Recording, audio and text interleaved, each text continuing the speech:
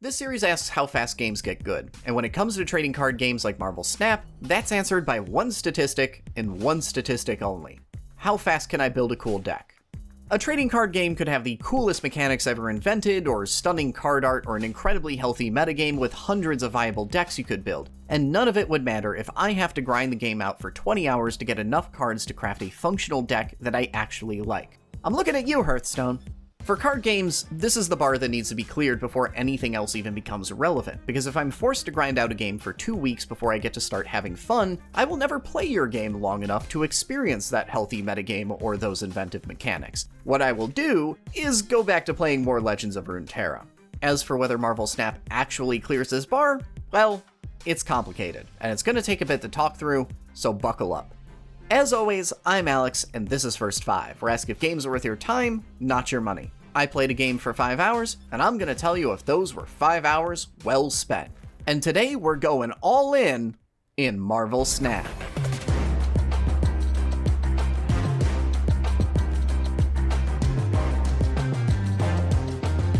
Before we get back to that opening question, let's cover the basics. Marvel Snap is pitched as the casual player's trading card game, which should mean it is exactly up my alley. Matches take 5 minutes tops, a lot of the mechanics on display are relatively straightforward, the free-to-play elements are relatively unobtrusive, and the game focuses on a lot of RNG mechanics that make every match a little chaotic and unpredictable. In terms of gameplay, it is probably one of the most unique online CCGs in recent memory that insists on doing literally everything differently. It's got a Gwent-style basic setup where instead of fighting directly, you're battling to outscore your opponent in 3 different regions. It features decks of only 12 cards as opposed to the much more standard 30 or larger variants, and only ever allows 1 copy of each card into your deck. And at least in the beginning, it almost entirely eschews many bedrock concepts in the genre, such as drawing additional cards, casting instant spells that can turn the tide of a situation, the very idea of tempo or board control, and even many of the traditional ways of interacting with your opponent, such as zapping all their cards with a lightning bolt.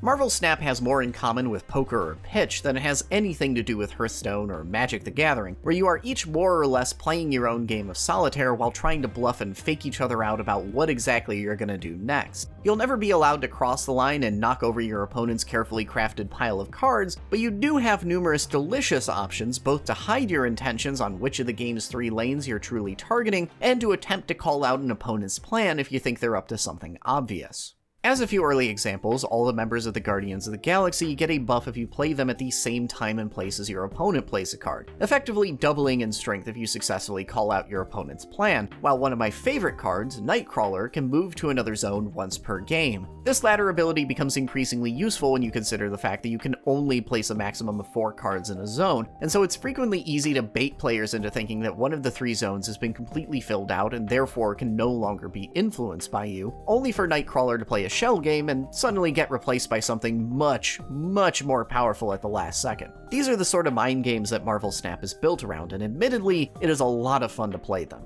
These poker mind games are extended to the game's titular snap mechanic, where as the game progresses, you effectively get a turn and a river to gamble ranked ladder points that you're going to win. This is also balanced by making the time-honored tradition of rage quitting on turn 3 a formalized mechanic. If things are looking dire, you can just dip like you're folding a hand of poker. If you're confident, you can raise. It's all the fun and drama of a game of poker while playing with currency that's ultimately even more useless than Monopoly money. A very elegant design solution which conveniently sidesteps a lot of the ethical issues if, say, the currency being bet was hypothetically their premium currency you could buy in their store. To Marvel Snap's credit, this is one design pitfall that lesser games would not have just fallen into, but gleefully dived head first. And I appreciate just how well thought out this mechanic is. Oh, snap! And alongside all of these other design decisions, progression has also been completely overhauled, which brings us back to our initial question. We've already got several promising and interesting mechanics at play here, but the question is if Marvel Snap can bring it all together and actually build a progression and deck building system that lets you engage with or enjoy any of those ideas in a reasonable amount of time.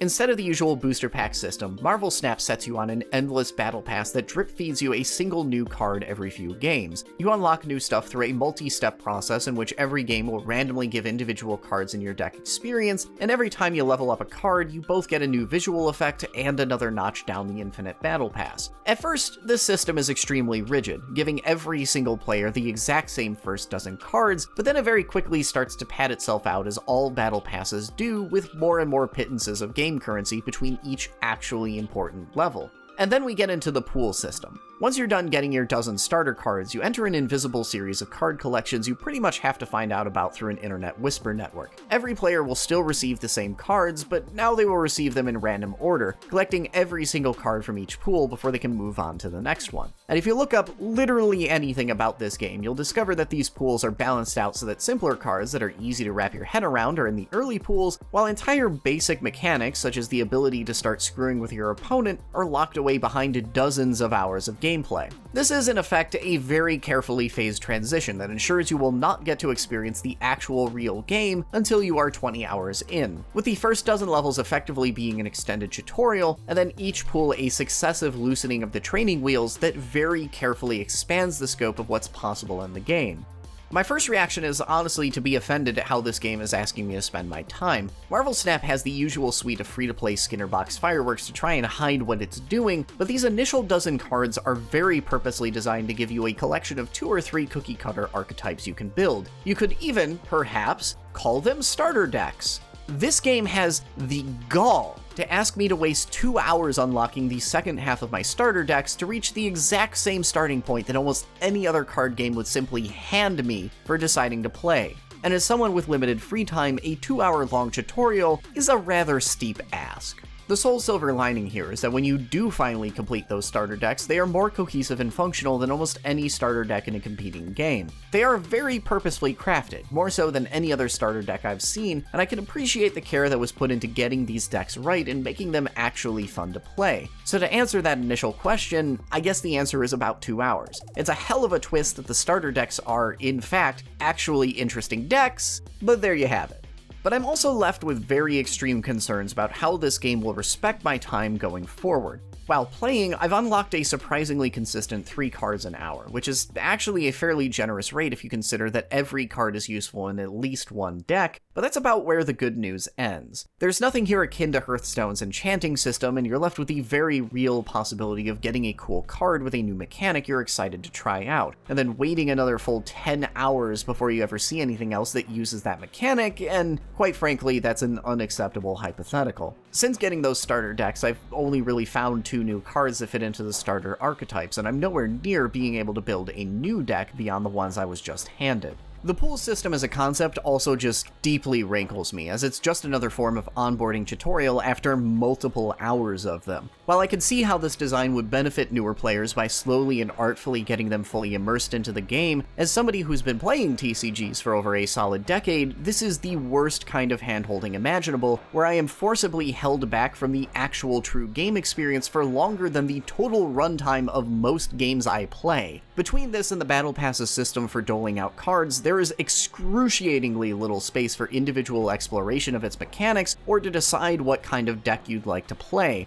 And that's a very tough sell in a genre that is all about individualized exploration and player expression. And that's just where the restrictive handholding starts, because I get the sneaking suspicion that Marvel Snap is mostly pitting me against laughably incompetent AI. I just refuse to believe that I am fighting actual flesh and blood people. Whatever remaining faith I have in humanity hinges on this belief, because otherwise, some of y'all don't know how to count to 4. Almost every match I played in the first 2 hours of this game had at least one moment that caused me to shout some variation of "What were you even expecting?" at my monitor. As my time went on, the competition did slowly grow a little stiffer, but there's still something fishy going on here. I should not be cruising through a competitive multiplayer game with a 90% win rate. Statistically, that is borderline impossible. And while yes, this is the new extremely over-advertised Marvel game with all your favorite superheroes, and that's a thing kids like playing, the difference between a game with incompetent AI and a game that somehow after 5 hours and over 50 games doesn't have the slightest clue what my matchmaking rating should be, and is still pitting me against literal children, is largely negligible. The end experience is identical, and it is just as unsatisfying. And on the rare occasion where I absolutely 100% deserve to lose a game, I often watch my opponent literally throw the match, and I can't help but feel like Marvel Snap might be purposely taking a dive so I feel good about myself and keep playing the game.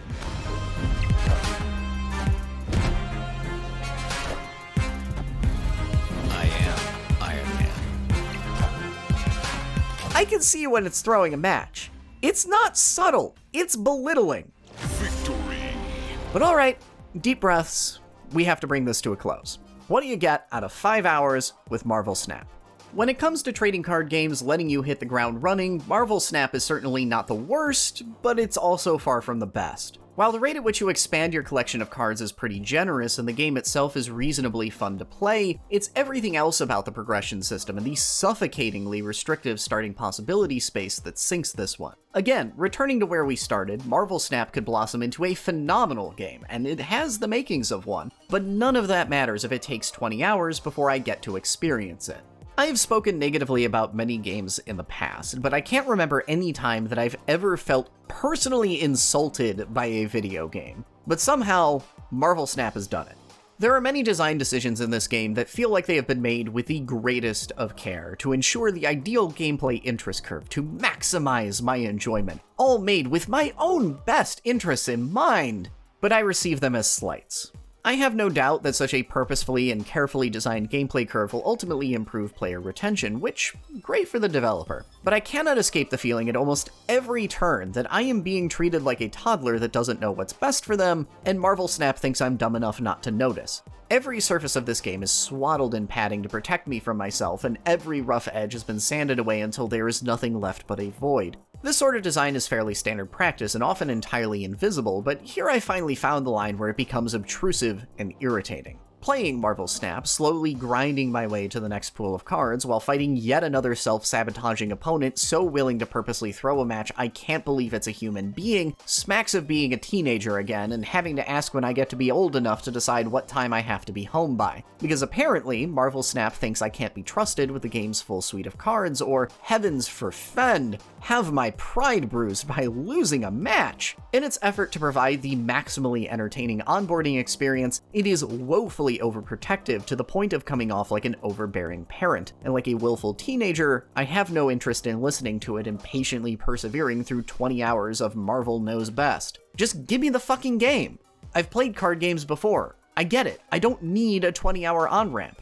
And not only is that a ludicrous amount of time to refuse to let even an inexperienced player jump into the deep end of the pool, there is simply no way for me as a more experienced player to escape it. I've spent 5 hours seeing the glimmer of a promising game that could be truly entertaining, waiting the entire time for Marvel Snap to finally end the tutorial, take the damn restraints off, and let me get to playing the actual game, and it just keeps making me wait. And I'm out of patience.